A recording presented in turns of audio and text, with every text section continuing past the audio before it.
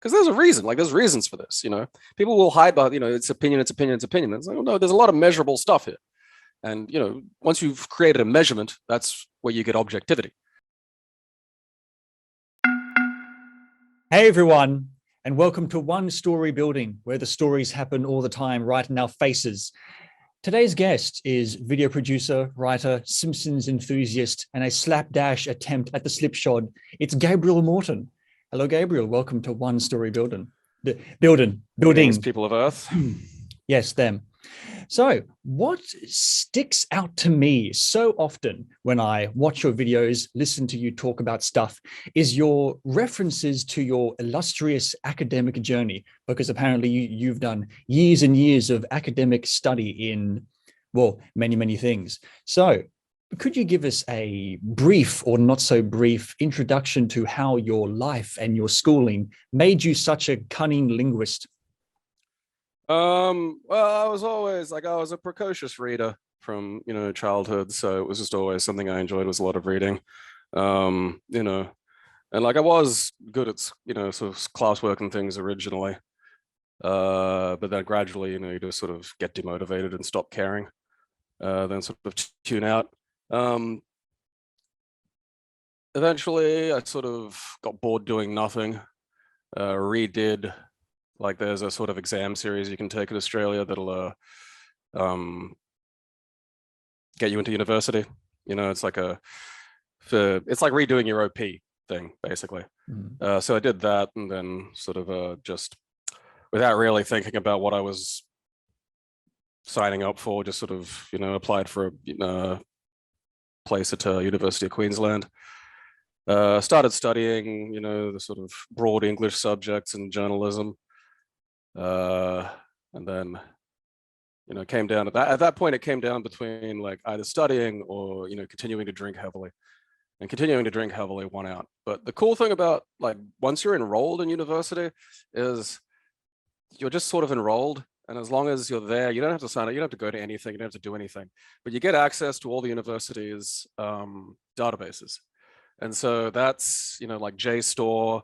That's at least one of the primary ones that you'd interact with for social sciences. Once you've got like the university logins for this, you can log into and look at full scientific reports. So the things that you'll kind of like, you'll see these things linked around the internet sometimes, and like some are open for the public, but a lot of the time you click on them and it's like there'll just be a login and you'll have to pay some yearly subscription or something like that. And that, like, there's arguments to be had about the way that works, but it does put people off, sort of reading further in, and kind of limits people to reading things people have written about those reports. And so I just realized, it's like, oh, you can just read all this stuff, and you can also, find out what the textbooks are, the textbooks list for, any kind of subject. And, a lot of the time you can effectively just pirate those. And so I just started, reading a lot of these things, and for, personal interest areas, between doing some actual schoolwork occasionally. When I went back to uni properly again in 2012, I had another sort of buckshot approach, but just sort of kept up with that, and just, I don't know, it's probably a side effect of the ADHD, but just, finding myself, I'll read, a lot about one thing, and it'll kind of, there'll be some reference or some detail that I sort of don't understand in it, and so I'll go, okay, what's that about? And then I'll try to read about that, and then, find myself several miles off in an odd direction. But yeah, just probably an early idea, and an early interest in like reading and research, sort of just funneled through into an environment that really just let me go a bit hog wild with it.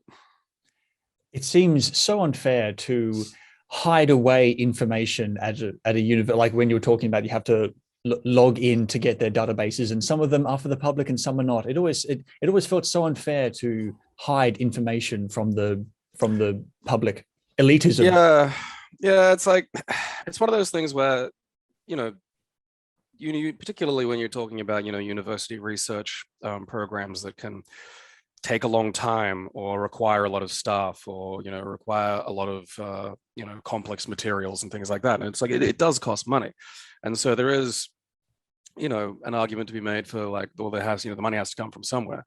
But so the big publishing houses and things like that have sort of, they've done that thing where they've provided 10% of a useful service, but then expanded like this vast 90% of profit gathering initiative that is largely just in the way. A lot of, the professors and lecturers I had were perfectly fine with you pirating works that actively say just, you can get it from these places, because, a lot of the time they don't, even if they've written it, they don't see much of, the money out of it. I mean, I'm loath to say just like, throw it open, because, I'm one of those people that's, while not exactly a gatekeeper, recognizes the utility of gates, particularly in terms of, maintaining a curated information space. But yeah, I mean, it's, you can find these things. I mean, some of it's not obscenely priced, but certainly in the realms of at least textbooks for things like that, usually if you just go to a torrent site or what have you, you can look these up. There are also specifically sort of like PDF and EPUB, open library sites and things like that that will make these things available. And even then, like a lot of the time, your public library, if you have a login for that, and if you've joined your public library, they'll have memberships to a lot of these things as well. Just sometimes not for some of the more obscure topics, or for some of the, not for every database, unfortunately, but they'll still have a means of accessing it. It's just, yeah, it's one of those things where I think, particularly with the way technical information is reported, letting more people actually sort of at least even just read the abstracts, would probably be healthier for the, value of public discourse. Read the abstracts? What does that mean? Yes. So like, come on, brain, what's the word? A piece of academic writing. So if you're going to produce something that's going to be like God,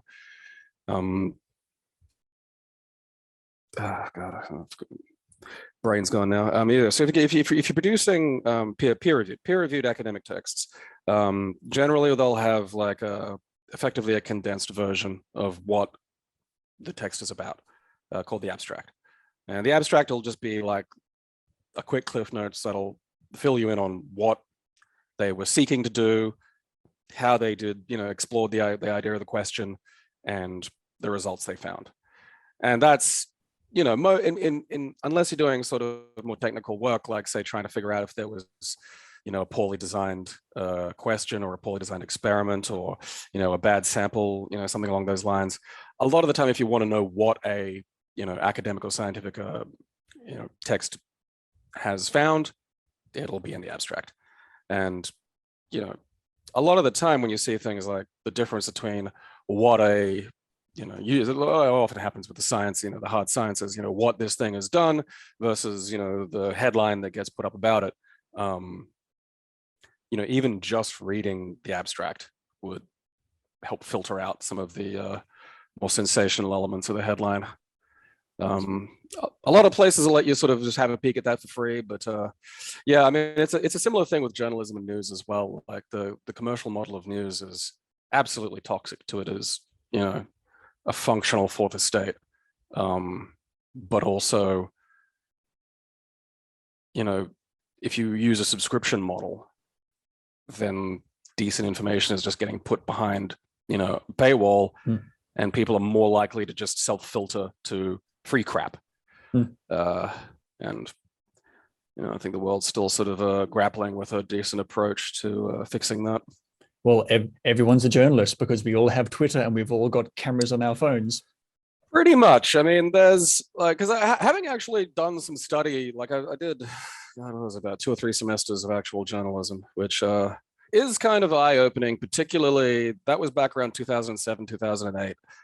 So that was just on the beginning of things like YouTube, and really what, gets called Web 2.0, like where suddenly just everybody was on it.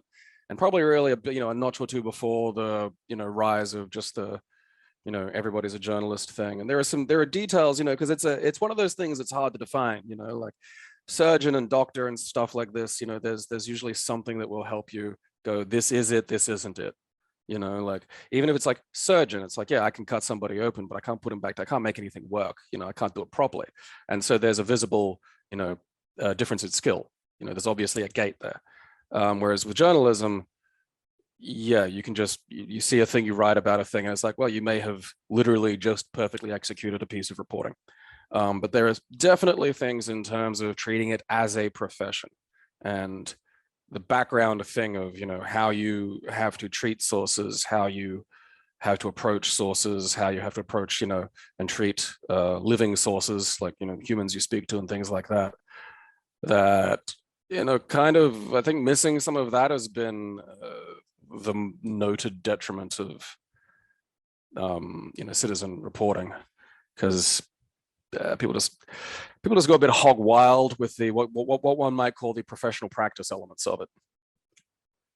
So in 2012, you returned to university, but then in 2013, Keep It Classy was born with your many vlogs and podcasts. And 2013 is what I've got. And if you say so. Okay. Honestly, you probably know more better than I It was like 10 years ago. So I'm going right back to the past. Oh yeah, Sure. Almost certainly. This decade-long project that's still going with the vlogs and the podcasts and the streams and stuff. How did that come to be? Keep It Classy. Where'd it come from? Well, a lot of it really stems from Aaron. Like Aaron does a lot more, like in terms of the video and social work and stuff like that. So he'll stream. He's always enjoyed things like that. He did a lot of community management and things at Manor Bar, and he did a lot of stuff prior to that in the games industry in Brisbane and stuff like that. And so that was just something he enjoyed doing. And we were friends from like the bar days, and it's just that thing of like, yeah, we were hanging out and playing games anyway, so may as well. The Manor Bar. I know a little bit about the Manor Bar, but I'm not from Brisbane. I'm from Perth, which is the Tasmania of Australia. What is the Manor Bar? So that was way back in around 2009-ish, probably a little before the idea, actually. A friend who, I don't know if he works for PAX still. I don't know what he's up to at the moment. Guy Blomberg, goes by Yug. He was another one of those like incredibly socially competent individuals who, would have these big sort of party and game nights at his house, and wanted to do like a bar that was basically a cocktail bar with a sort of gaming emphasis. And yeah, it was him. It was a friend of his called Praz Morthy, mutual friend. So probably one of my oldest friends, Shay, who'd gotten to know Yug through some of these drinking and partying nights. And Yug knew Yachts through doing sort of game industry stuff in Brisbane. And so, the four of them got together and managed to somehow actually open a bar that at least survived its first year of business, which is no mean feat. Yeah, so that was, that was where I met Yachts. It was where I met Aaron. It was around 2010, I think that started. And yeah, that was a little like Brisbane nexus of a few little details here and there. Oh yeah, this one, yeah, he's going to go right there.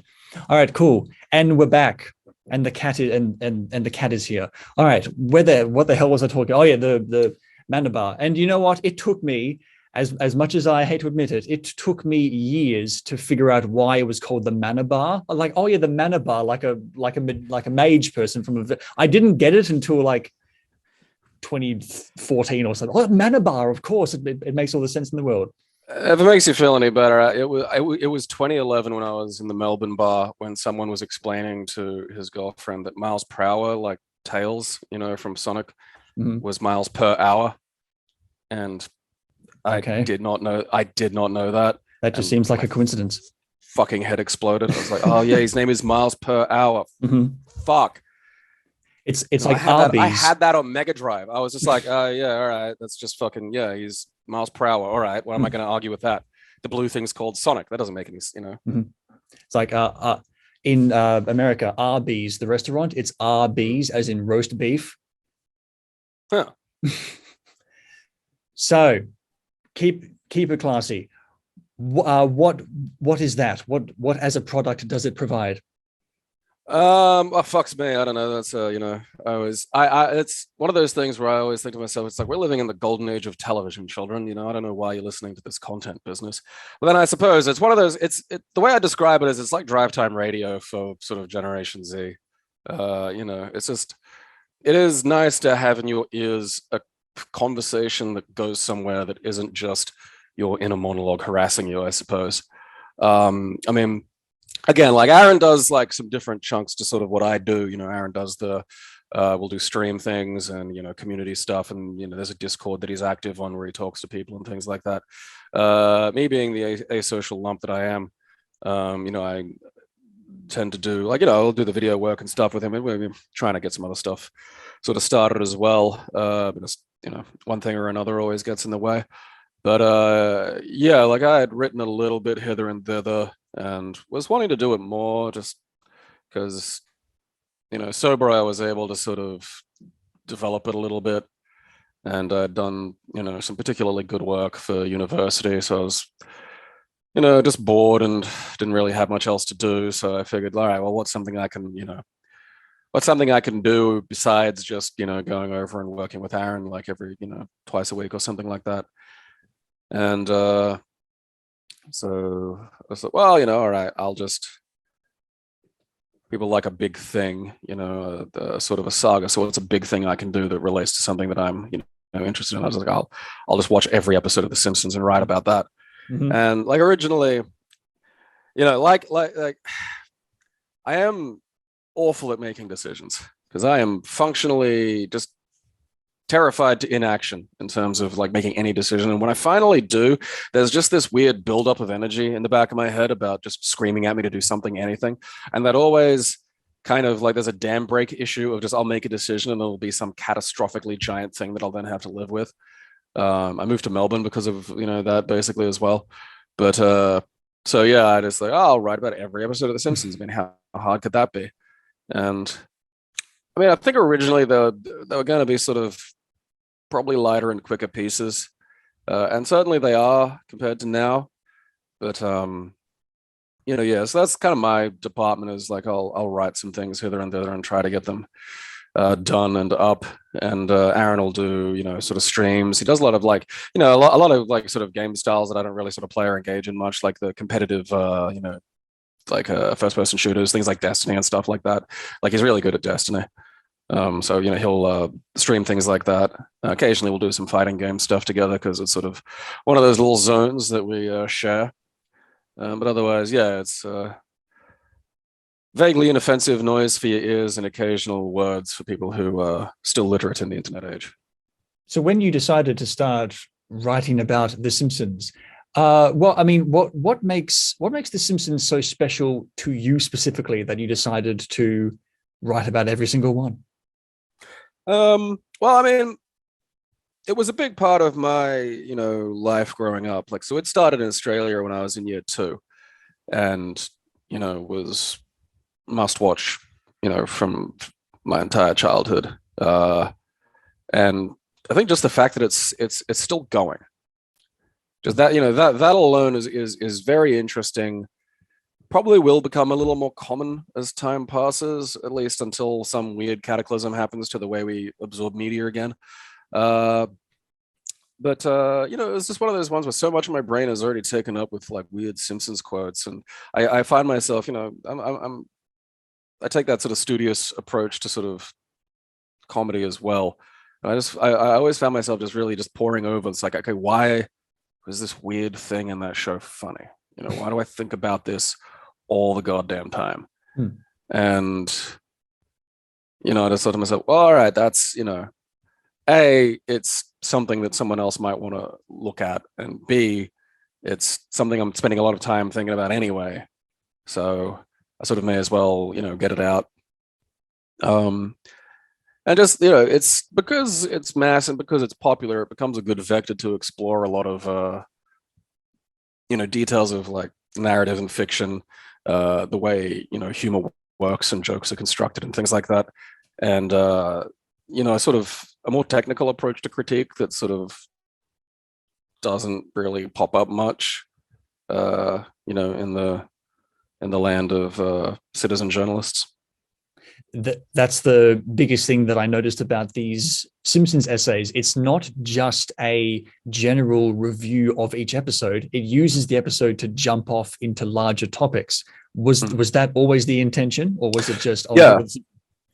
Yeah, well, I mean, the thing about like, and I, you know, I've probably one of the pieces, if I could recommend to anybody to read, would be the critical art piece that I put on the Keep It Classy, because that's kind of where I synthesize, you know, a lot of this stuff about like the difference, and it's a difference that the internet is just basically kind of destroyed or blinded people to, is there is a very distinct difference between sort of reviewing something and critique, and those words will be used interchangeably and do technically share a definition, but you know, if you read like sort of you know, textbook, university textbook on film, or you know, some component of film like editing or cinematography or something like that, you know, it's nothing like a review. They'll take a single piece out of, you know, a single movie, and then write for a, you know, sometimes, you know, dozens of pages about like how that, you know, was constructed and what that does to either successfully or unsuccessfully enhance the work. And you just don't see a huge amount of that. And it's like, it was probably a little bit outside of like, so I never saw him growing up, and I think what's his name, Charlie Brooker or something. Like he's got like I don't think he was the first to do it, but he definitely had a very popular sort of critique as entertainment sort of stuff that he'd do, and that kind of like, you know, blew up into what really most of the internet is, where, you know, in terms of discussing whether it's a show or like a, you know, any kind of text, you know, a lot of the time it'll be that sort of more of a personality thing. You know, you're listening to it to be entertained, really. You know, and I'll tell you now, like a lot of these textbooks for, you know, critique are not what you'd call entertaining. You know, you're not going to be there chuckling or, you know, amused in any real way.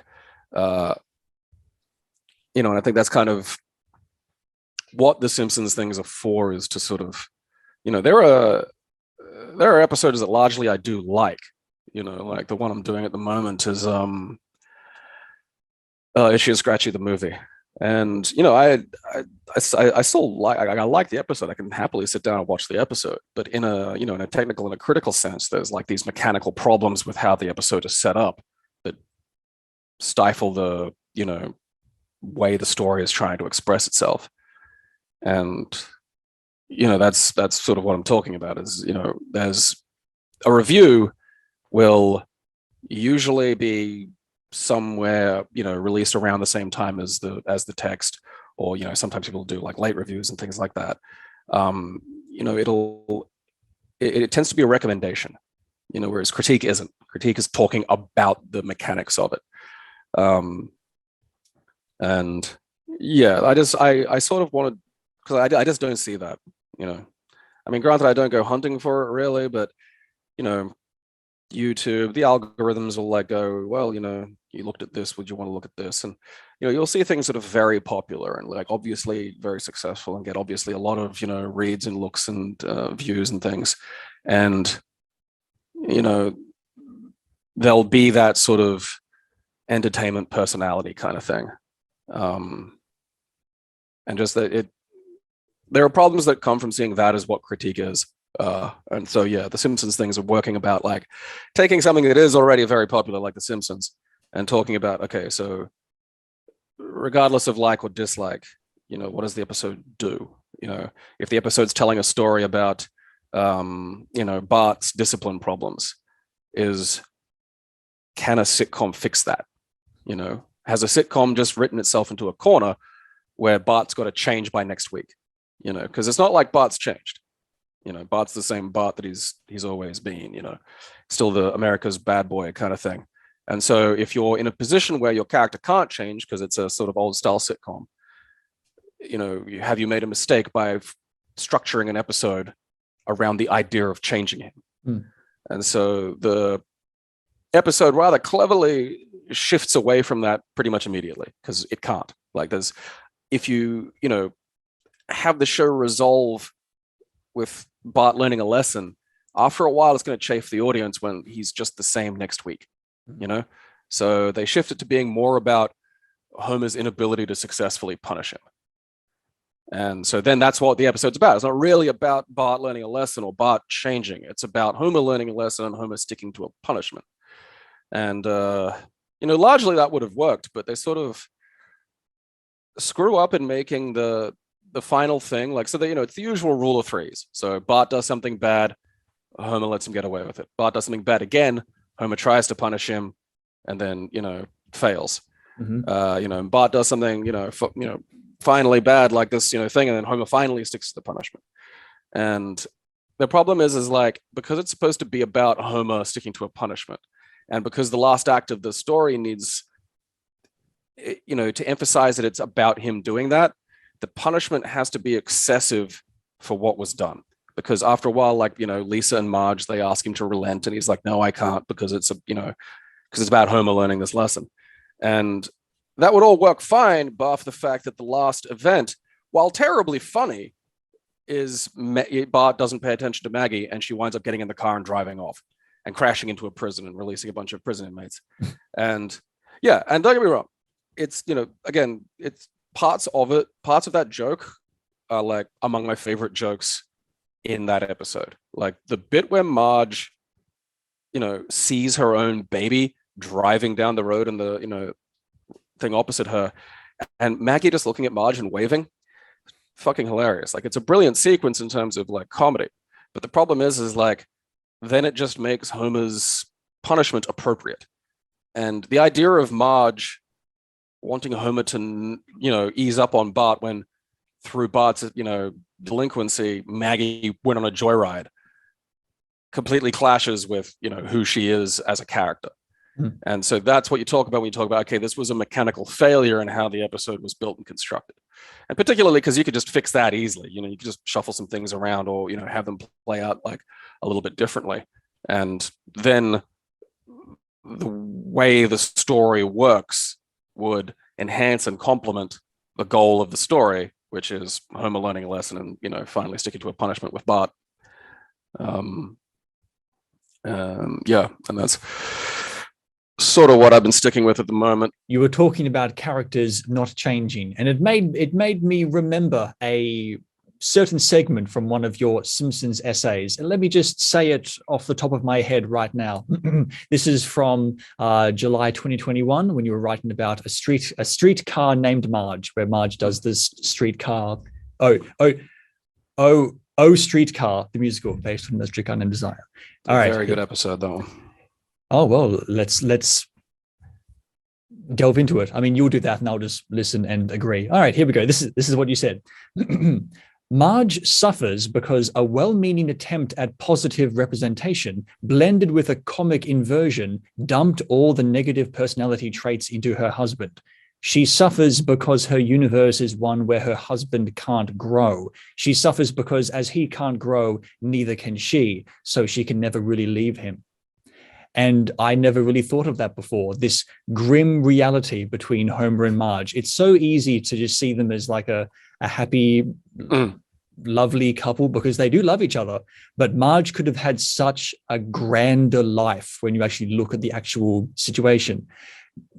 I didn't think about this. I don't think anyone's really thought about this until you came along. So what made you think this stuff, and why do you think other people haven't? Well, I mean, I'm sure someone out there probably has, but so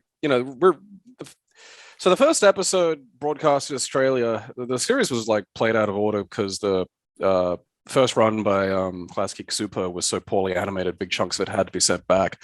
So the first episode shown in Australia was I think Bart gets an F, and that's actually a pretty solid introduction. The first episode technically shown, and the order that you'll get in any kind of DVD collection or something like that is the Simpsons roasting over an open fire, which is the Christmas episode from season 1. And if you rewatch that, as I'm sitting there rewatching, I just realized it's like there's no, this is the first time anyone's seeing these characters.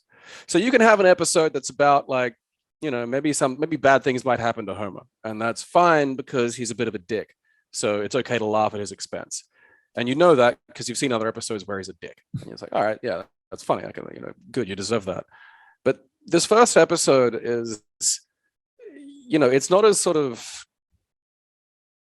it hasn't comfortably settled into the reality level it has in sort of the golden age and the modern period and things like that. So it's just kind of like grimly realistic. And so there's no good reason for us to find any of the bad things happening to Homer just or funny. It's just watching this like lower middle class guy have the bonus that he needs his, his family's Christmas plans, based on, just get stolen from him by his employer. He, gets a job as like a mall Santa to desperately, make enough money, and just, does everything there. And then, his pay is just abysmal. And so the whole episode is just this guy doing everything right and just being kicked and punished in a really cruel and brutal way. And, they kind of like, season one's an odd duck for a lot of that. There's this sort of menace to a lot of it, and a kind of harshness to the cruelty that they hadn't sort of worked out how to really balance yet.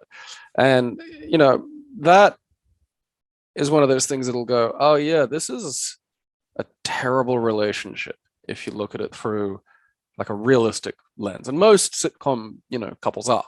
Like, it's because, you need sort of, you need a place for the funny, weird, wacky events to happen. But, it's funny when you get to watch them. Like, half the, you don't want this shit to happen to you. It's fucking awful. This is, it'd be terrifying. And they sort of, stuff like this will come up, in more sort of self-aware moments in The Simpsons and more self-aware shows like Family Guy and stuff like that. Where it's like, yeah, this is an awful, awful, awful relationship. People shouldn't be together. Homer loves Marge in this absolute way because she was like the first girl nice to him, basically. And he's so fucking stupid that he doesn't have any level of second guessing or self-doubt. It just is for him. But that's not that's not necessarily a good thing. And if you look at how, like, he's affected Marge's life, the way that this is softened is through they love each other, that kind of sitcom happy family kind of thing. But that's a very artificial thing, very true only for a story universe. It's not something that works in real life. And they don't really go, they do sometimes, but even then, it's a lot of it hinges on that. They don't really go to the effort of showing like healthy elements to the relationship. And then the more you learn about Marge, the more you learn that, like, because again, in season one, she's a little bit of a different character. But as you learn more about Marge, when you see her when she's young, when you see like, things about how, she wanted to be an artist and she was actually quite good at school and things like that. And you can kind of see it's like, well, Homer basically just ruined her fucking life. And a lot of, it's like she loves him, but it's like, does she love him because she loves him, or does she love him because accepting the alternative would just completely destroy her life? Because if for one measly minute she thinks she doesn't, that's it. Because it's the only thing her world is, hung on. Is this relationship is it. It's like she's stuck in like the sunk cost fallacy. It's like she's been with this person for this long and she can't leave because she's invested too much. Oh yeah, well there's definitely some of that, but also just, without that, what is her identity? If she accepts it, her whole life has been wasted. And that's it's a critical amount of negativity. And again, the human brain isn't designed for happiness; it's designed to survive. And so it'll, people will cling to things because they're known quantities and because the alternative will just gut their whole existence and identity. And that kind of makes the relationship and the sort of nature of how these sitcom plots work within a dimension where for any of the episodes to work, Homer can't grow or learn or become a better man, because you need him to be this comic oaf. And that means that every time Marge begs him to do something or to change in just a slight fucking way, like minor goddamn things, be a little bit more considerate, or just, not a remarkably better human, just to think for 5 seconds, none of that can happen. And so as the series goes on, it starts to pile up, and you go, series 1, series 2, series 3, and you're up to series 4 now. And, the episode, it's one of my favorite episodes, and it's an excellent episode because it's sort of, in the end, in a very sophisticated way, has Homer grow without realizing it because he's too stupid to figure that out. But he comes to the right conclusion about, A Streetcar Named Desire through Marge's performance, and comes to a realization about himself, through that performance. And she didn't have to nag him. She didn't have to ask him. She didn't have to pester him. He just he had this little moment of realization by himself. And that's like, I feel like, and again, modern shows are more serialized now. So like the form of sitcom that The Simpsons is, and The Simpsons was definitely based on, that kind of thing where does everything resets at the end. Each episode has to be somebody's first episode. Like that was how they were built. Modern shows can just have characters grow and evolve because it's on the internet and it's expected you'll watch every episode from start to fucking finish. This one can't do that, so it has to. This is why it's like eventually it's going to run out. It runs out of stories, but this is a real clever way of sort of getting around that problem. And like Homer can't grow, he can't change. But if they really pay attention to how they're structuring the stories, they can have him undergo these tiny little fucking glimpses that because he's stupid, he won't turn into real change, but it'll be enough for Marge to it'll be enough reason for her to hang in there some more. And like her, the reality of the relationship is it's not a good one, it's not a healthy one, but also people, the reality of reality is there are lots of people in unhealthy relationships and will be for the, extent of their natural lives. And I mean, as unhealthy as it is, at least his love is genuine and his care is there. And the positives are real, I think I mentioned in that one that they have a functioning sex life beyond, most miserable couples. And that's not worth nothing. But yeah, just, Marge's like the reality of a lot of these, sort of comically sad environments aren't funny. So, if you pick away at them a little bit, you usually find something like, Marge being trapped in this sort of eternal nightmare. When it's part of what makes the show good and part of what makes it historically relevant is it manages to find little ways to do this, but then also sort of just enough light to get in for it to keep going. It's like they love each other in spite of the suffering. Yeah, and there is something fair to that, but not when one character is kind of the problem, Like Marge has faults, but not to the degree that Homer does, again, like he has to be that way because it's funnier. A bunch of sensible people, a healthy family sitting around doing normal things isn't entertaining to watch. Oh, look, they're not screaming at each other and choking each other and shit like that. It's fucking boring. They don't put healthy, normal people in reality shows. But yeah, like again, it's one of those like again, nowadays they don't really have to think about that. They don't have to balance like a fucking early era sitcom with trying to make, some of the stuff work. They can just have a story world that evolves and characters that grow older and, things like that. But The Simpsons, because it was animated as well, Bart can be 10 forever, and what is a Modern Family, that ran for like, 10 or 11 years or something. And the kids grow. So you can do little kid stories in season 1, and then as they hit puberty, you can do puberty stories, and you get a whole nother fucking toolbox of stories to do there. And then as they get a little bit older, you can do slightly older stories. And over 10 years, you're going to have a naturally occurring slate of stories that you can do with these characters. Whereas, with The Simpsons, none of them, ever age or change. And so they get locked in this very particular weird little universe that is, probably more of a challenge to write for, really. I think that's what they should have done. I think they should have done the Simpsons movie years and years earlier before they actually did it. And then they could have done like this new series where Bart and Lisa were like in their early 20s. Homer and Marge had sort of moved on to an older age and weren't in their lives anymore. And they could have sort of re-energized the Simpsons franchise with a new series. Yeah.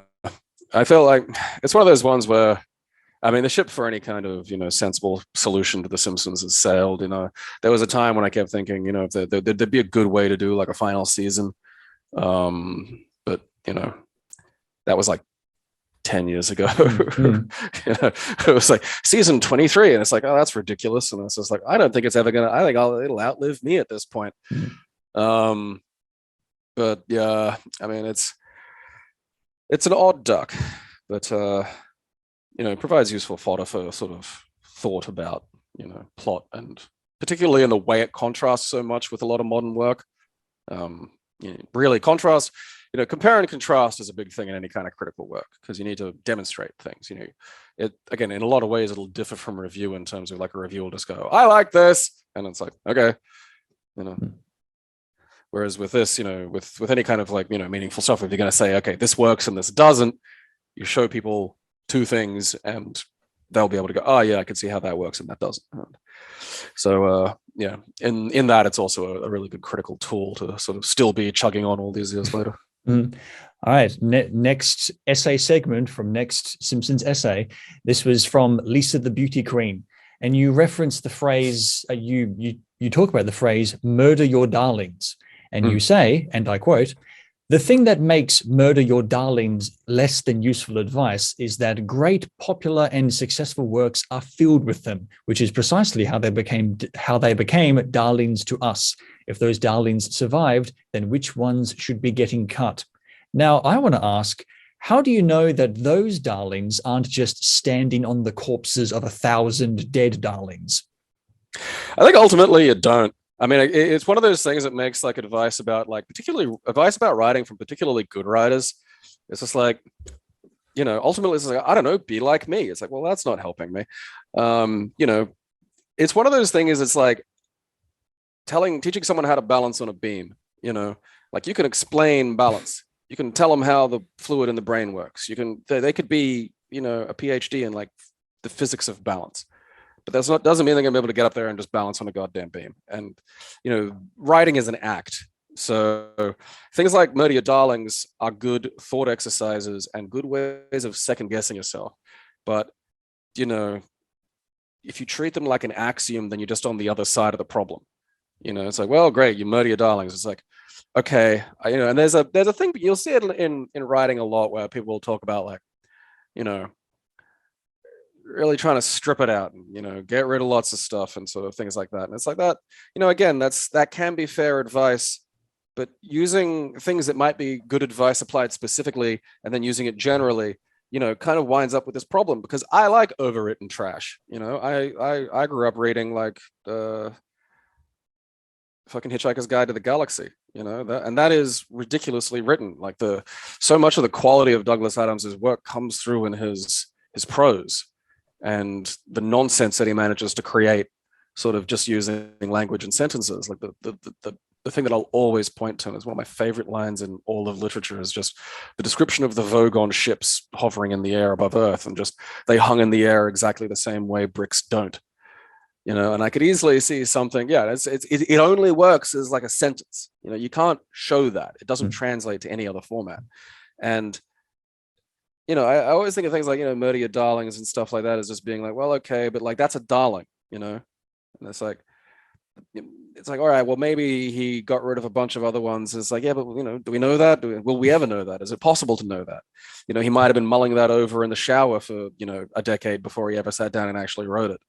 And in as much as, you can easily, clutter and fall into traps of, I find like, if you're over focused on getting one thing to work, maybe put that to the side for a little while. Like if you're desperately trying to find a way to fit a sentence into a spot or to fit a character or something else, set it aside, maybe, give it a minute. Like I said, that's more the more effective form of that, idea. But just there's this real kind of, Murder Your Darlings is one that comes up. I see come up a lot with that. Just like, yeah, just, strip everything out. It's just like, yeah, but I like a lot of these darlings, I don't want these gotten rid of. What if that person doesn't have the judgment yet to sort of do that? So it's one of those bits of advice that becomes an axiom, and it becomes one that like people like to sort of throw out there. But when you think about it, it's like, okay, for something to be advice, it has to be actionable. Like if you're doing something, I just walk up and go, "You're doing it wrong." Fucking great. Okay, how do I do it right? Like it's one of those things where it's just like, yeah, well, murder your dog. Okay, it's like, well, now the thing I'm writing has no sense of personality or identity, or maybe it doesn't have any flavor. Maybe that was a really good passage. So I tend to be a little bit more pro Darling than anti, and just in that sense that, yeah, particularly if you're having to do a lot of work to try and force that Darling into that spot, maybe you can get rid of that one. But if it's just if it's a good turn of phrase, if it works and it fits, fucking leave it. Like, don't. I don't want to. I want to eat something with flavor. I don't want to read stereo instructions. So that was, I mean, you're probably the same. Anything you read, if it resonates with you, if it matters, there'll be some kind of, some fragment of it will remain. And especially in terms of like a really well crafted sentence or a character or something, to someone that was someone's darling. It's like I'd rather a cautious approach to this rather than this sort of one size fits all axiom, way that a lot of these bits of, faux advice get sort of reduced to. It is a fine balance when you're writing something, because in a certain sense you have to cut a lot of the fat, but especially when you're doing something like a live performance, like if you wrote a play or a musical where people have to go outside to watch it, very often the longer the better, because people sunk cost fallacy coming back again, that this is why people stand up and cheer when they see a long musical. It's because they have to make themselves believe that it was worth the 2.5 hours for them to get out there, because they have to cram in as many darlings, as much fat as they can into that product. I mean, yeah, you want to get them to feel like if you can't make good food, you can at least make a lot of it.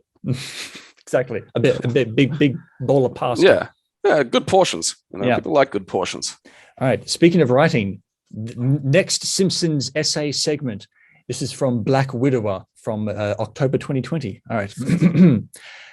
A work of literature will have a writer, and that work will have a reader. But that's not all. A writer is a real person, but they also exist within their work as an abstraction, a reflection of all the narrative's features.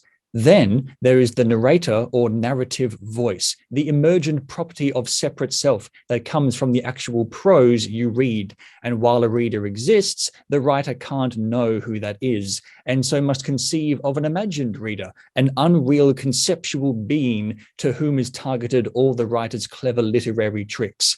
And with that in mind, when you write about The Simpsons, who do you think you're writing for? Oh, I'm an egomaniac, so I mostly write for myself. Like if I think it's funny, then fuck it, it's going in. Mm-hmm. Like sometimes, like, if I think it's funny, if I think it's interesting, the way I figure it's particularly today, like it might be one thing with a book, back in the pre-internet era where you sit there, read something, and it's like, well, I have no idea what that's about, or you miss a reference, or there's a word you don't understand, and you're like, well, I've got I got to spend the next 12 hours in a mine, so there's no way I can figure this out. These days you could look shit up. So I, tend to come at these things from a put shit in it and people will figure it. People, it pays to develop that kind of research approach of just like, all right, I'll if I don't understand this, I'll look it up. Maybe it is something, maybe it's not. Maybe, if it's just a word you don't understand, look it up. I do it all the time. It's how you learn new stuff. Mm-hmm. So, I try to, just in general, there's always a part of me that's still got a little bit of that Brisbane feral. And just part of, I think probably why I was good at, the education elements that I studied was, if I have a set audience, if I know who I'm talking to, like if I'm speaking to a specific person, I can usually tailor whatever I'm saying to fit and put things in ways that they'll, be able to understand with, only a little bit of like questions. With the writing, there's still a little bit, the way I figure it is, if you put something that's kind of funny in there or a decent turn of phrase, or, you throw in a couple of swears, it's enough to sort of take the edge off some of the more arcane elements of academic narrative study. Like that piece particularly was, part of like a narrative theory that comes from a book called Narratology, which is, arcane as fuck. I talk about that a little bit in one of the other essays, Critical Art. No, not Critical Art, the other one, Meter Burn. I talk about like it's thick in its weird language, but it helps you sort of really kind of deconstruct like and like that passage describes, it sort of helps you understand that there are a lot of layers between just whatever work you're experiencing and you, and that these layers can interact in interesting ways.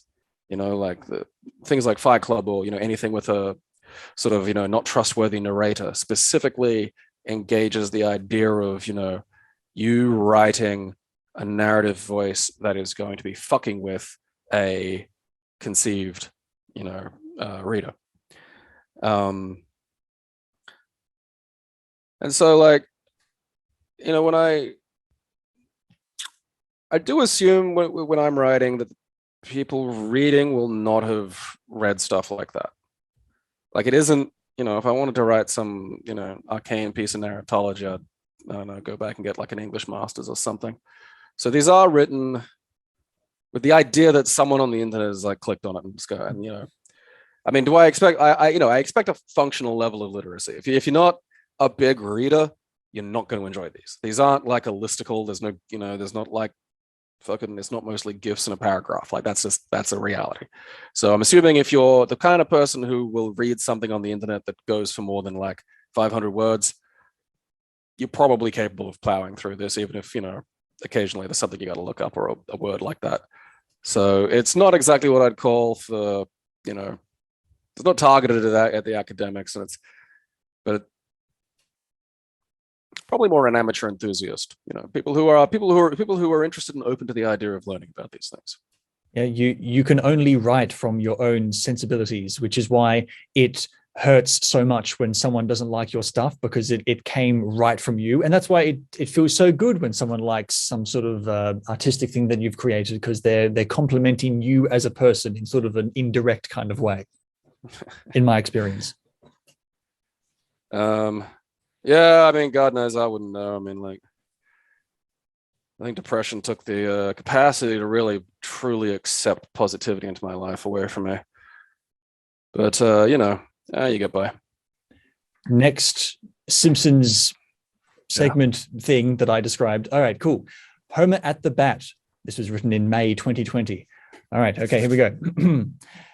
South Park once took a stab at Family Guy's style of humor by having Cartman say what he did was funny within the contexts he found himself in. The greater point being made by whoever wrote that line was that jokes are easy when you have abandoned all contextual bounds. Family Guy's use of cutaways frees writers from having to build a connection between the joke they want to make and the scene, characters, or story they are writing. If your joke involves a fridge and your character isn't near a fridge, it doesn't matter because you can just have your character be near a fridge.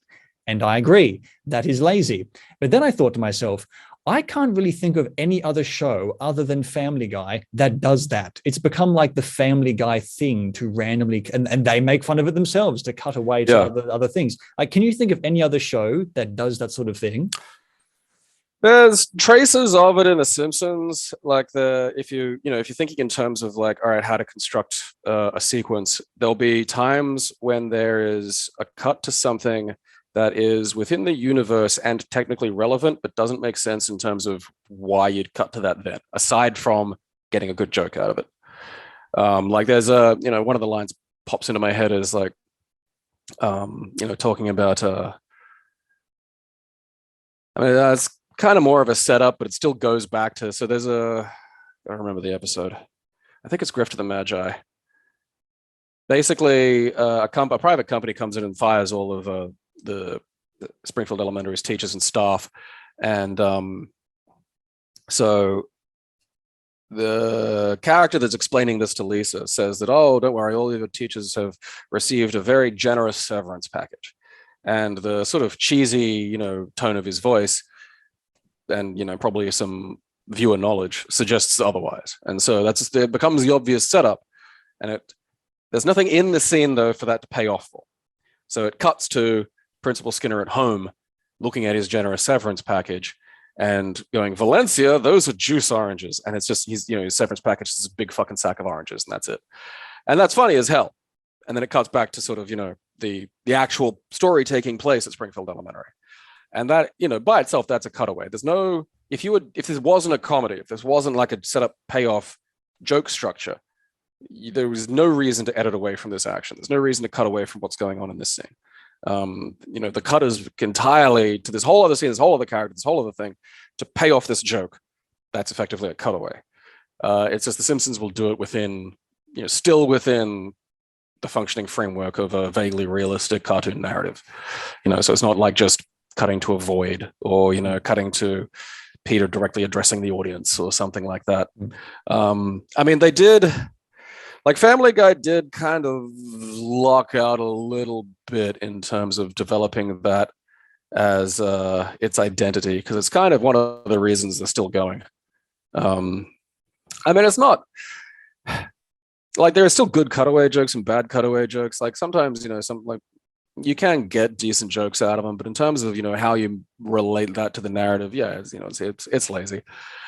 South Park, the point I go on further there is like South Park kind of cheats as well, but just at a very early level.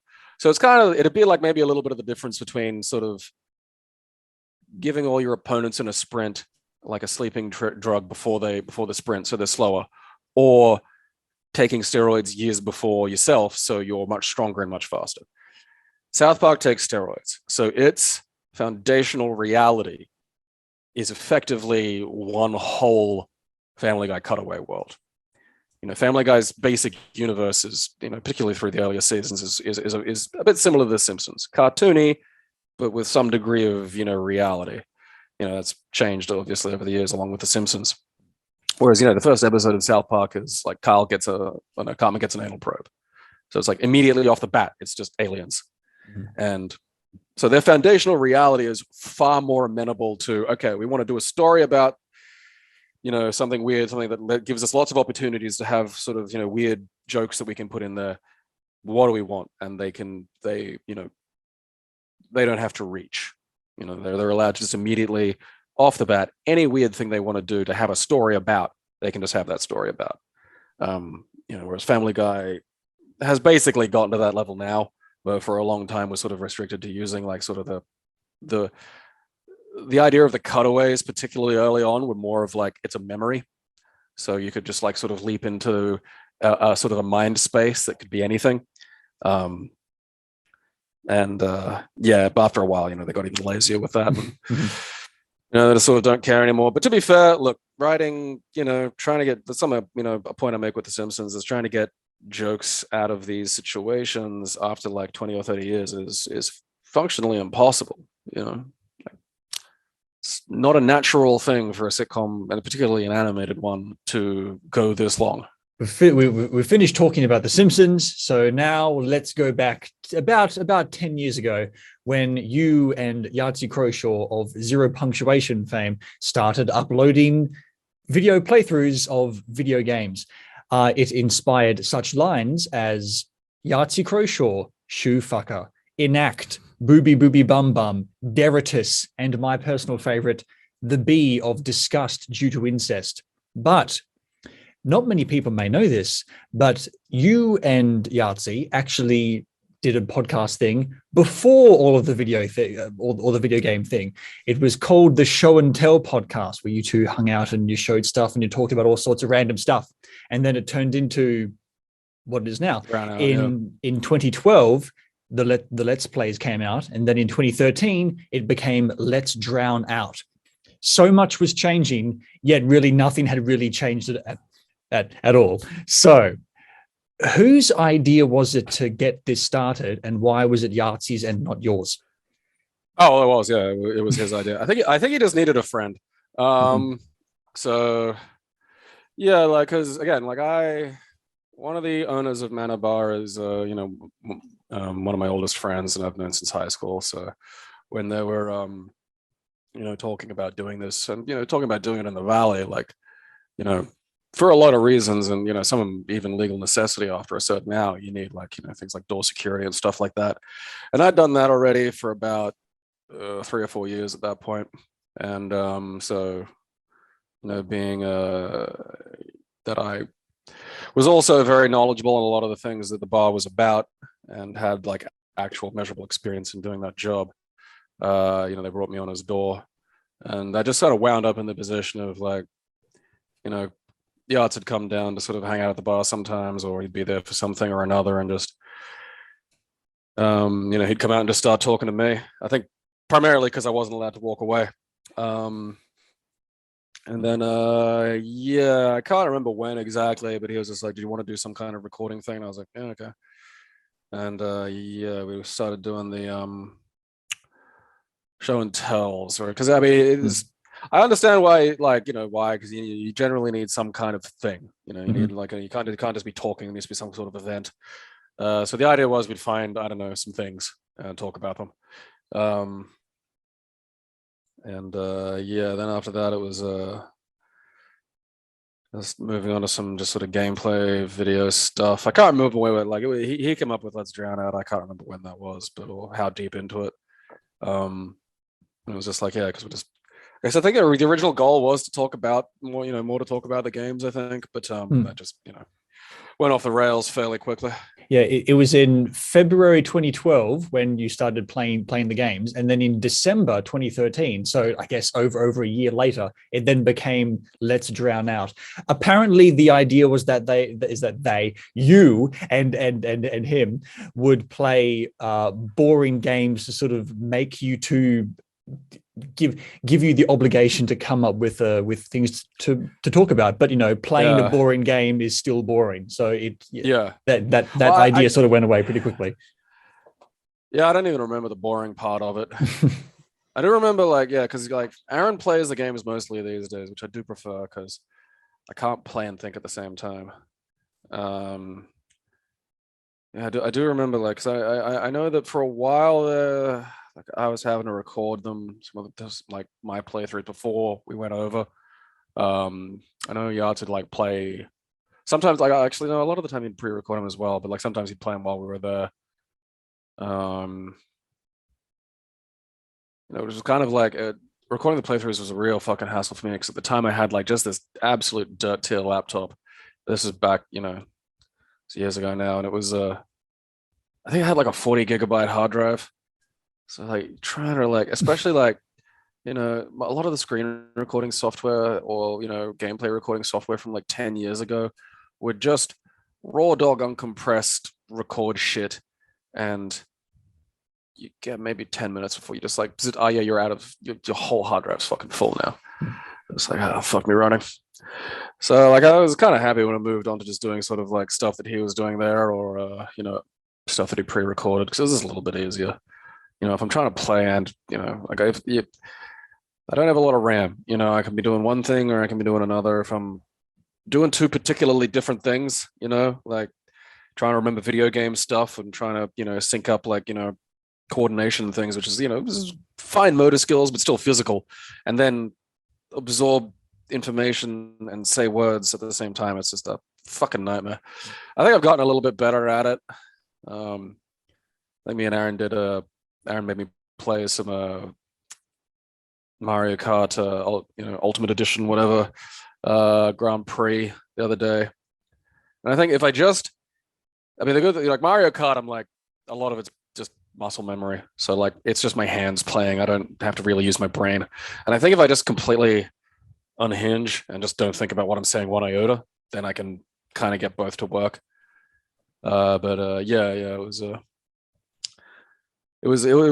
became a little easier when it was just like, let's just talk over shit. It doesn't matter if we have to really think about what we're saying too much. Well, it's very clear that Yahtzee's goal was to give himself a project, because he seems like the kind of person who needs to have a project to be busy or to convince himself that he's busy. But what exactly was your goal in joining in and sticking around? I'm not a person that's very goal oriented.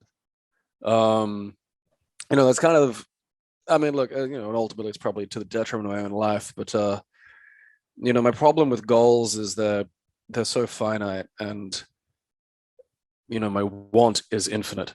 So it's like if I finish something, it's like, great, what next? I finish something, it's like, okay, now what? Well, I've done that. So, well, what's the next thing? It's probably one of the reasons why I can relax so comfortably with video games. It's like you finish a thing and it's like, all right, then there's the next bit. It's like, great. If you finish the game, then there's another game. So great.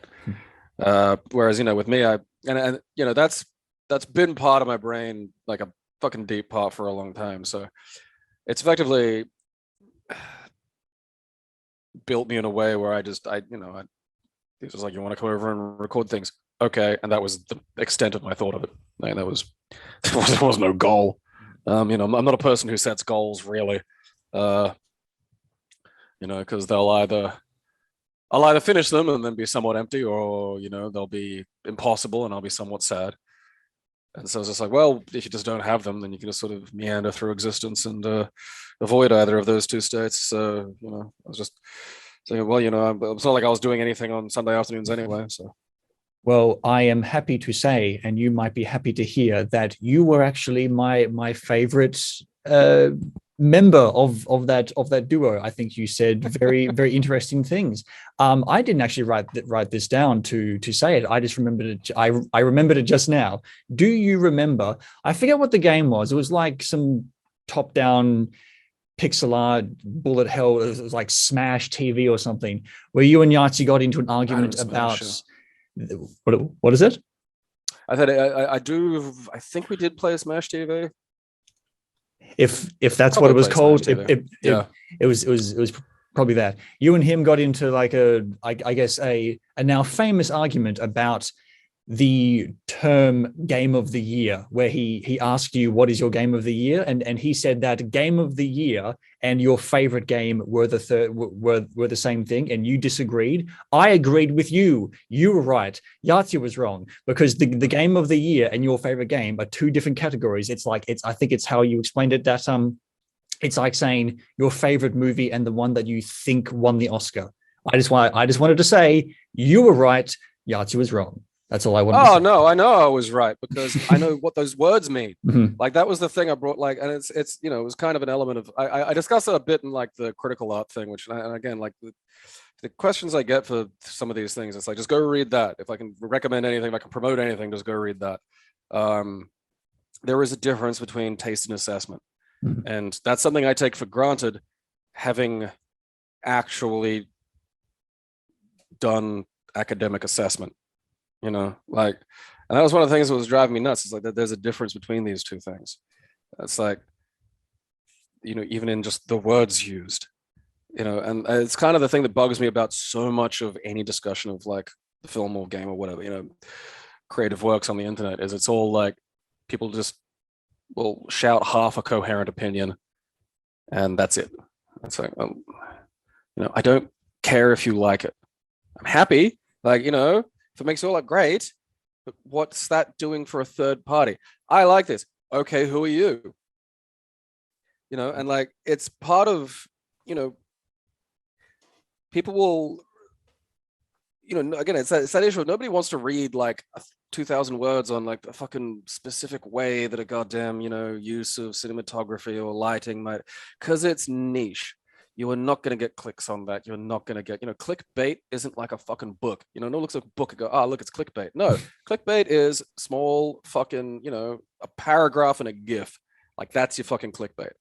And that lends itself to just, you can't critically deconstruct or compare and contrast something in a fucking paragraph under a GIF, Like, the closest thing I'd say in terms of like pop critique that actually does critique, it would be the Plinkett reviews of Star Wars, because those are entertainment-based pop critique. But he will go, here's the way the shots were structured in the prequel trilogy.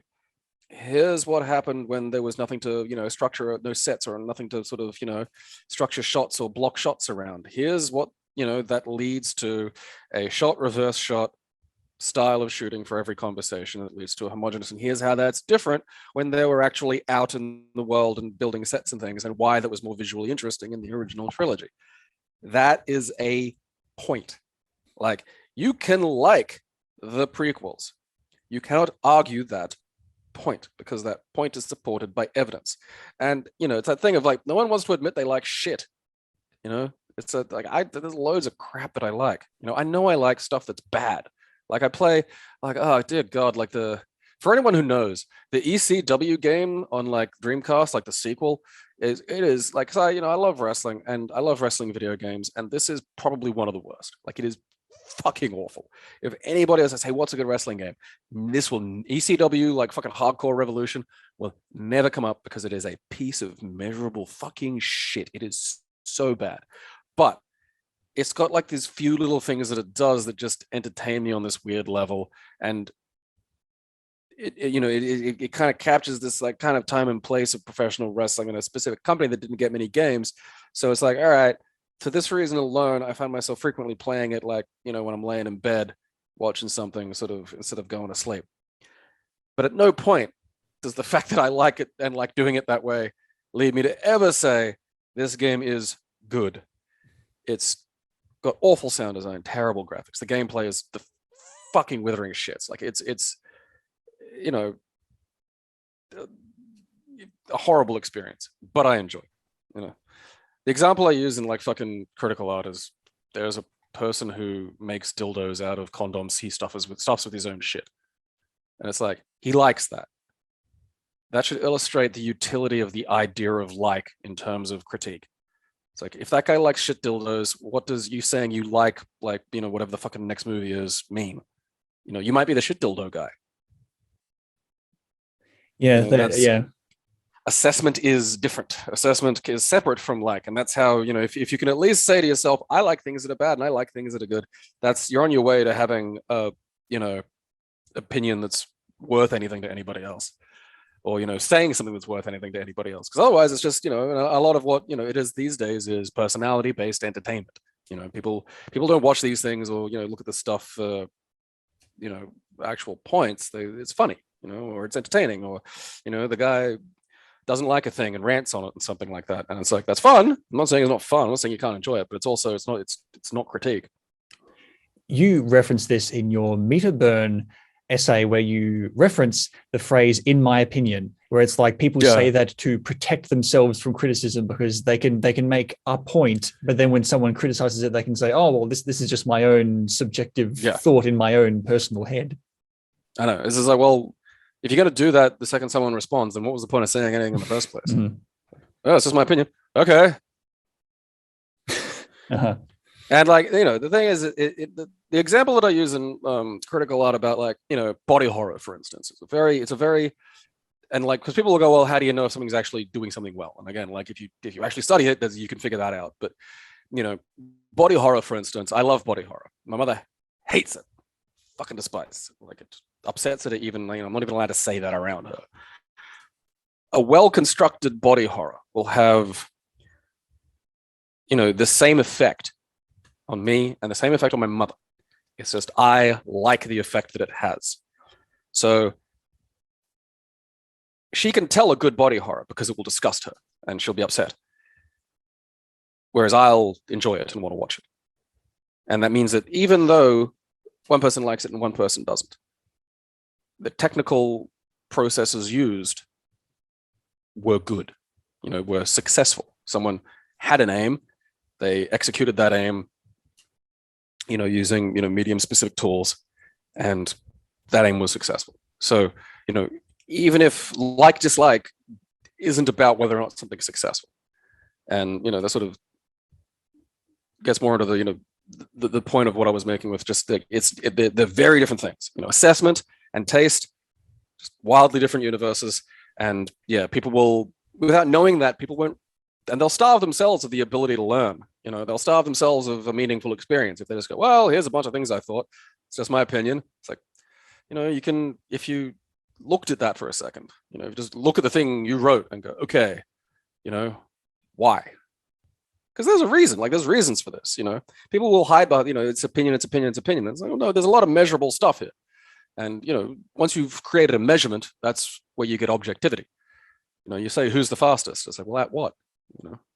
Over there, who can run 100 meters the fastest? Well, we know that we've tested this, and because more of us engage in absorbing creative work. And thanks to the internet, you know, text response is probably what most of us over our lives will write. You know, there's that sudden big pile of stuff. There's just people think that like it's, you know, just because it's not as obvious as a guy running and getting to the end of something faster, that there's no kind of way to measure or really understand what it is. And, you know, a lot of it's tied to just people who don't want to maybe accept it, like, you know, they construct a sense of identity around the things that they like, and they don't want to admit that maybe some of it's like bad or stupid. Whereas like, I don't know, you know, I grew up in that period, like probably the last generation prior to sort of, you know, the internet generation. You know, I still remember the internet showing up. And, you know, back then, if you liked weird cult media, you know, it wasn't like the most popular media on the face of the earth. Like it was unpopular. People would make fun of you for liking the things you liked. And I think that kind of like winds up giving you a little bit more of a broader perspective in terms of like what's actually good and what's just trash you enjoy. And people will say stuff like that. I have you know, guilty pleasures and shit like that. And that's, you know, that's the shit that they're talking about. It's like, here's something that's bad, but I enjoy it. It's like, it's okay to enjoy something bad, you know, provided it's not rape or pedophilia, you're probably okay. Speaking of opinions and possible rape, in the Let's Drown Out episode, The Path, which is about a little Red Riding Hood girl who wanders into the woods and meets a boy, and then is then discarded onto the path like a used towel. Indeed, you say the following, and I quote, well, here's the thing about interpretation, and it's the first thing you learn when you're doing any kind of lit crit, is there is no right answer. You interpret and you make your argument. And that's what really annoys me about nitwits who craft their interpretation as the singular against which everyone else is trying to argue around. So what exactly do you think, in your opinion, makes something interpretive? Well, you'll have this exist on a scale. So like, for instance, you know, a stop sign would count as a produced work. And there is not much interpretation to that. You know, but by design, it is a very specific thing. And then the vaguer and the more sort of, you know, if I have a word artsy you get, the more it's, you know, like and again, this is another thing that like people will apply to sort of narrative fiction, but narrative fiction is far more mechanical than I think people appreciate. You know, something like a statue or a piece of modern art or a piece of interpretive art or something like that is produced with a far more open-ended goal in terms of how it interacts with its audience, to the point where sometimes it can just be make someone feel something, which is pretty fucking open, you know. And for that, you know, you're gonna get a much broader spread of possible feelings. So, you know, someone might see like a fucking perfect marble spike, and that may be, you know, threatening to someone, or it may just remind someone of The Office, where they have their little notes on a spike, and they'll think of work. And, you know, these two entirely different things. And I'm not entirely okay with death of the author to a degree.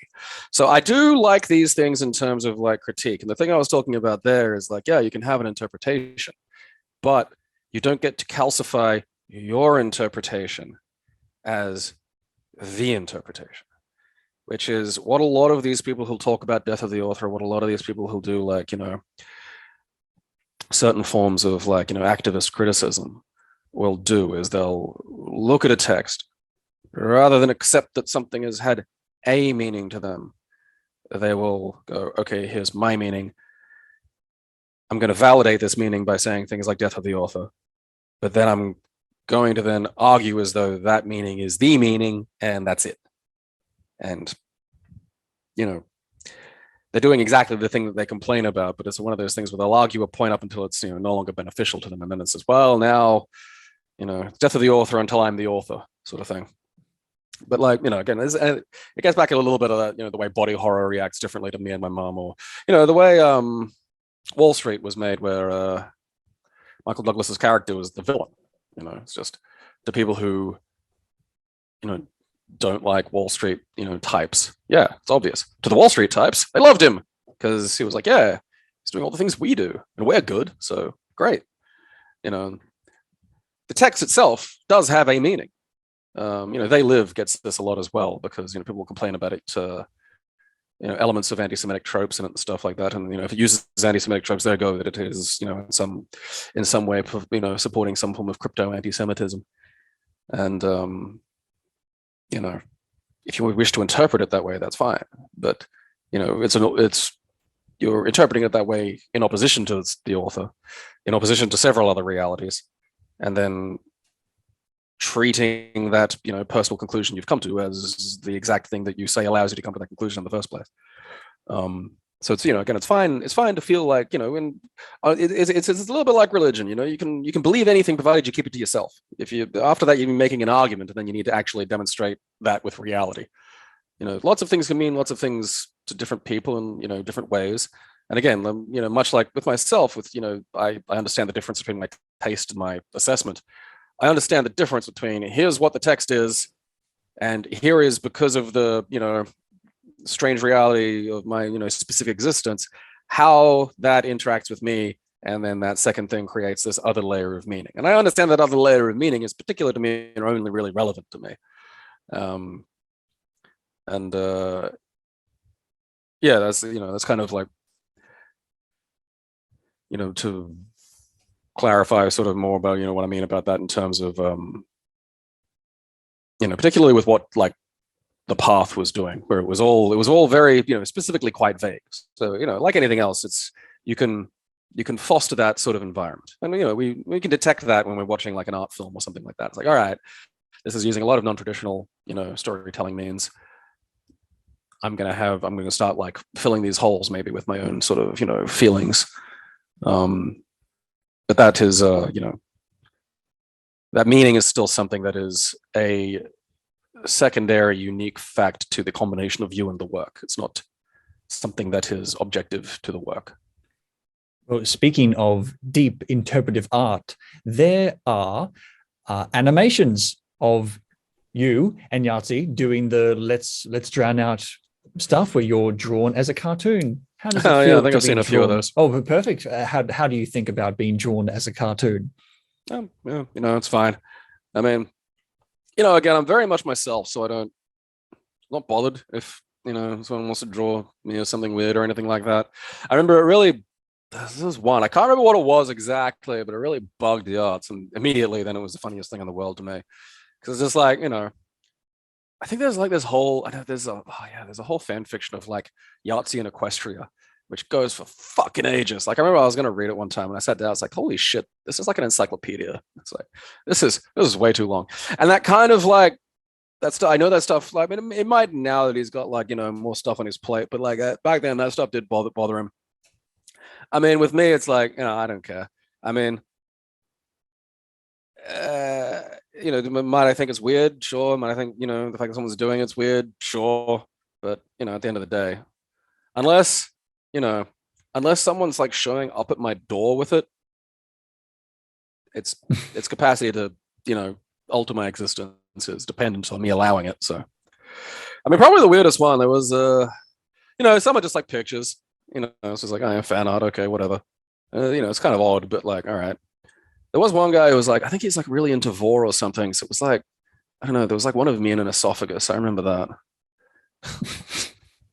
Just vor always, it's one of those like fucking, it's such an inconvenient fetish to have, because there's just no real way to do that, This is the second time that vor has been brought up to me today. What a strange coincidence.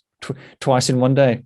Vor's where like people are getting eaten, right? Like okay. And there's kind of distinct camps of it too. Like I'm like myself, I'm quite vanilla in what I actually just enjoy. It's just I'm a simple man.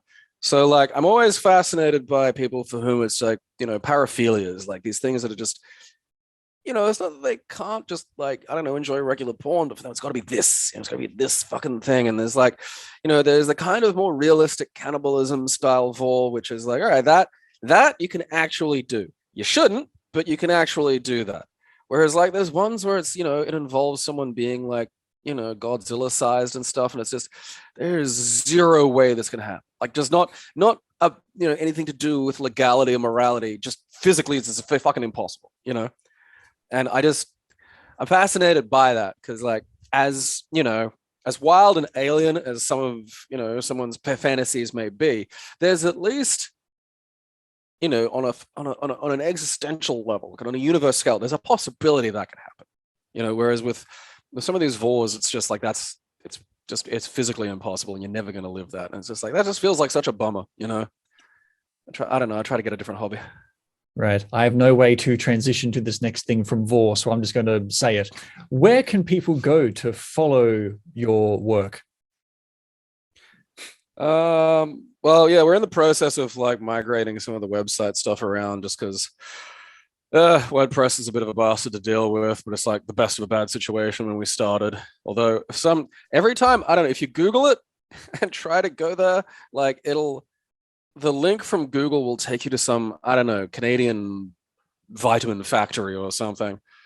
So I got to, let me just fucking, where are we? Yeah, like, so a lot of it all goes to keepitclassy.com, which is just KEEPET, because it was taken apparently. Classy, CLASSY.com. Again, like, don't Google it, or I think every time it gets fixed, it's like it's fixed for a little while, but if you Google it and you click on the link, sometimes it'll just take you to some fucking weird dick pill thing. So I don't know, try to avoid that. Yeah, so all the Simpsons articles and the other essays I've been talking about are there, along with a few other sort of bits and bobs. I do every now and then I get bored and I write like a food review of whatever it is I just ate. There's a few of those on there. There's like you'll see a little category that's got sort of my things. All of it's accessible with the sort of, bare minimum, I think $1 or something of the Patreon. It's just, I go for that sort of buckshot thing of just like, I bet I can get like 100 people to give me $1. Like, so, and it's $1 a month. It's like 0.33 of a cent, like a day, which is, I think my work's worth that. Like, I think that's a fair trade. So yeah, there's also the, Keep It Classy on YouTube. You can just look for that on YouTube. That won't take you to some weird pill mill. So that's safe. I'm pretty sure we've got like almost everything there. I think there was like one playthrough we did of I think it was a stream of Resident Evil 7. It might have been, yeah, Resident Evil 7. That kind of half got deleted when YouTube decided it was going to change a big pile of stuff, and we hadn't downloaded it and have no way of getting back. But otherwise, pretty much everything's there. I'm on Twitter at Gabriel on Guard, which is just my name, and then on Guard at the end, but without the E because that didn't fit. And have been for pretty much ever, or just Gabriel Morton. You can usually Google that as well. I'm sure that'll come up somewhere. All right, then. So that brings me to the last question, which I always ask at the end of this thing that I do. Why are stories important? Well, to fill the time between work shifts, I suppose. I mean, in a lot of ways, they're kind of an emergent property from how our brains deal with shit.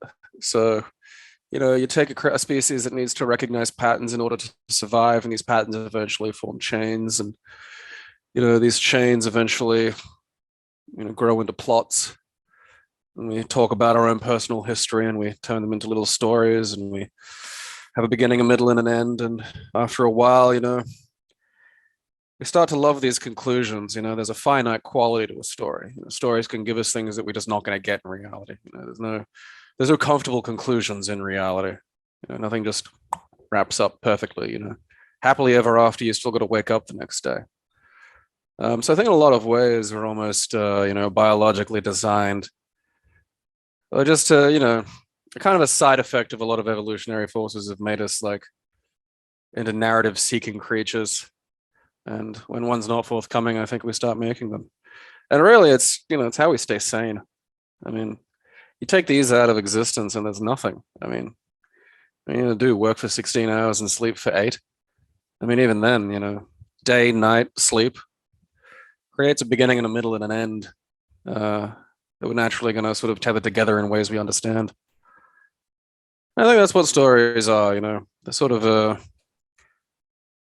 people will talk a lot about, making history or, using them as ways of generating culture, and all of that's true. But I think at the end of the day, it's just about staying sane. Without them, I think we just degenerate into feral madness. That was beautiful. Really, that was a fantastic answer. And well, of course, thank you so much, Gabriel Morton, for coming on to One Story Building. You're lucky. Just I am lucky. another 10 years of having nothing to do on a Friday night.